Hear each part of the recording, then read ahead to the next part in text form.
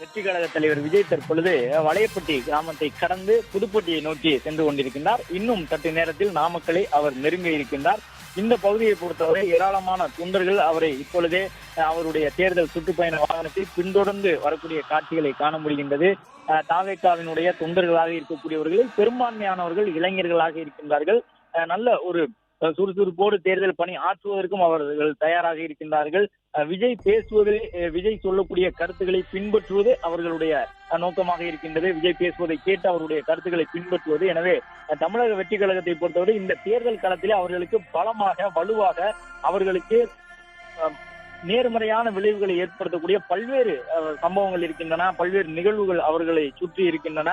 அவற்றையெல்லாம் விஜய் எந்த அளவு பயன்படுத்திக் கொள்ள போகின்றார், அவருக்கு பலமாக அவற்றையெல்லாம் எப்படி மாற்றிக்கொள்ள போகின்றார் என்பதை பொறுத்து அவருடைய அரசியல் எதிர்காலம் இருக்கும் என்பதையும் சொல்லியிருக்கின்றார்கள். பல்வேறு அரசியல் தலைவர்களும் விஜய் தொடர்பாக அவர் கட்சி தொடங்குவதற்கு முன்பு வைக்கப்பட்டிருந்த விமர்சனங்கள் வேறாக இருந்தன. கட்சி தொடங்குவதற்கு முன்பு விஜயை விமர்சித்தவர்கள் கூட தற்பொழுது அரசியல் களத்திலே அவர் அரசியல் கட்சி தொடங்கி தொண்டர்களை சந்திக்க தொடங்கிய பிறகு தங்களுடைய நிலைப்பாடுகளை மாற்றிக் கொண்டிருக்கின்றார்கள்.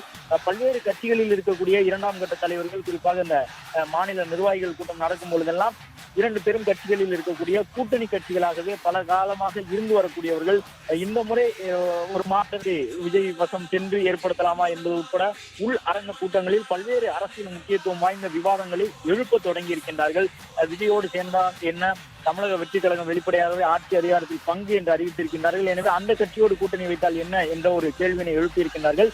மற்றொரு பக்கம் தமிழக வெற்றி கழக தலைவர் விஜய் வாக்குகளை அதிகம் பெறுவார் என்பதை மறுக்க முடியாத ஒரு கட்சிகள் ஒரு சிலவை அந்த வாக்குகள் என்பது எங்கள் வாக்குகளாக இருக்காது என்று சொல்லி அவர்கள் இன்னொரு கட்சியினுடைய வாக்குகள் தான் விஜய்க்கு போக போகின்றது என்று சொல்லக்கூடிய வகையில் கருத்துக்களை கூறி வருகின்றார்கள். எனவே விஜயினுடைய இந்த தமிழக வெற்றி கழகம் என்பது 2026 சட்டமன்ற தேர்தலுக்கு கிட்டத்தட்ட இரண்டு முக்கியமான கட்சிகளுக்கும் ஒரு அதிர்வலியை ஏற்படுத்தக்கூடிய வகையிலாக அரசியல் களத்திலே அடியெடுத்து வைத்திருக்கின்றது.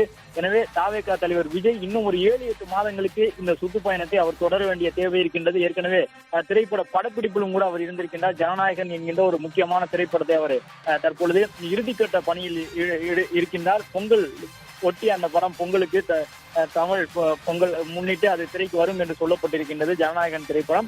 அதன் தொடர்ச்சியாக தொடர்ந்து வேட்பாளர்களையும் அறிவித்து தேர்தல் பிரச்சாரத்திலே விஜய் ஈடுபட இருப்பதாக சொல்லப்பட்டிருக்கின்றது.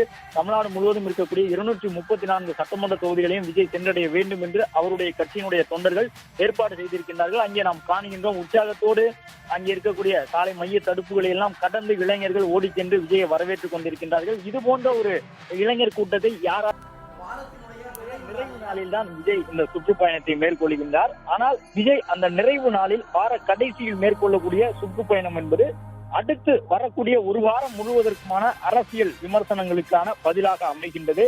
அடுத்த ஒரு வாரம் முழுவதற்குமான அரசியல் களம் எவ்வாறு இருக்க வேண்டும், எந்தெந்த கேள்விகளை முக்கிய தலைவர்கள் எதிர்கொள்ள வேண்டும் என்பதை விஜய் எழுப்பி இருக்கின்றார். ஒரு பக்கம் விஜய் வாங்கக்கூடிய வாக்குகள் எங்களுக்கு பாதிப்பல்ல, அது எங்கள் எதிரியாக இருக்கக்கூடிய கட்சிக்கு தான் பாதிப்பு என்று சில கட்சிகள் சொல்லுகின்றன.